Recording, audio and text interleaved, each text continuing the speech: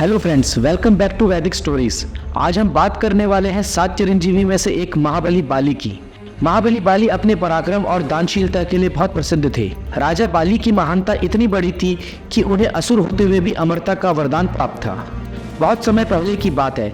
महाबली बाली जो असुरों के राजा थे, उन्होंने अपनी शक्ति और वीरता से देवता को हराकर स्वर्गलोक पर कब्जा कर लिया।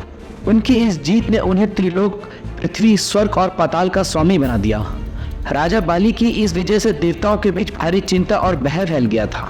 सभी देवताओं को समझ आ चुका था कि वो इस शक्ति का मुकाबला नहीं कर सकते। उनके पास अब कोई रास्ता नहीं बचा था। इसलिए सभी देवता एकजुट होकर भगवान विष्णु के पास सहायता के लिए पहुंचे। उन्होंने भगवान विष्णु को बताया कि उनकी शक्तियां अब इस संकट से निपटने में असमर्थ हो रही हैं और उन्हें सहायता की जरूरत है। देवताओं की प्रार्थना सुनकर भगवान विष्णु ने उन्हें सांत्वना दी और यकीन दिलाया कि वो चिंता न करें और वे उनकी समस्या का समाधान जल्द ही करेंगे। आने वाले समय में वो पृथ्वी पर अवतार लेकर इस विनाशकारी शक्ति का अंत जरूर करेंगे। तब समस्या के समाधान के लिए भगवान विष्णु ने वामन अवतार धारण किया। वामन अवतार भगवान विष्णु के 10 अवतारों में से 5वां अवतार है। वामन अवतार में भगवान विष्णु ने एक पौने ब्राह्मण का रूप धारण किया। भगवान भले ही बालक रूप में अवतरित हुए थे, लेकिन उनकी शक्तियां असीम थी। अवतार लेते ही भगवान राजा बलि के पास पहुंचे, जहां असुरराज बलि एक विशाल यज्ञ कर रहे थे। यज्ञ करने के दौरान भगवान विष्णु ने राजा बाली से 3 पग भूमि दान में मांगी।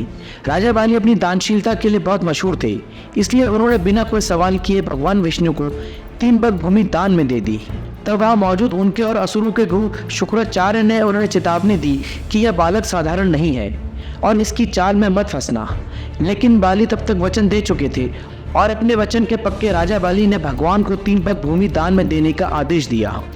राजा बाली के आदेश देते ही एक चमत्कार हुआ। बौने ब्राह्मण ने अचानक विराट रूप धारण किया। ब्राह्मण का रूप इतना विशाल था कि उसने एक पग में पूरी पृथ्वी को नापा और दूसरे पग में पूरे स्वर्ग लोक को नाप लिया। 2 पग में दोनों लोगों को नापने के बाद अब तीसरे पग के लिए कोई स्थान नहीं बचा था। इसलिए तब राजा बाली ने भगवान विष्णु के सामने अपना सर झुका दिया और बोले, प्रभु, तीसरा पग आप मेरे सर पर रखें। राजा बाली की इस भक्ति और त्याग से भगवान विष्णु अत्यंत प्रसन्न हुए। उन्होंने बाली को आशीर्वाद दिया, वह पाताल लोक के राजा होंगे और साथ ही उन्हें अमरता का वरदान भी प्राप्त होगा और वह चिरंजीवी कहलाएंगे। इतना ही नहीं, भगवान विष्णु ने उन्हें यह भी वचन दिया कि भविष्य में वह पुनः इंद्र का स्थान प्राप्त करेंगे।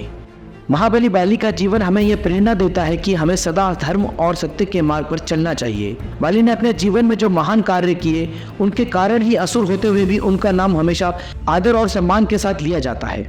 दोस्तों, अगर आपको यह वीडियो पसंद आई हो तो इसे लाइक और शेयर करना ना भूलें। और अगर आप हमारे चैनल वैदिक स्टोरीज में नए हैं तो सब्सक्राइब जरूर करें, ताकि ऐसी और दिलचस्प कहानियाँ आप तक पहुँचती रहें। मिलते हैं एक और अनोखी कहानी के साथ। धन्यवाद।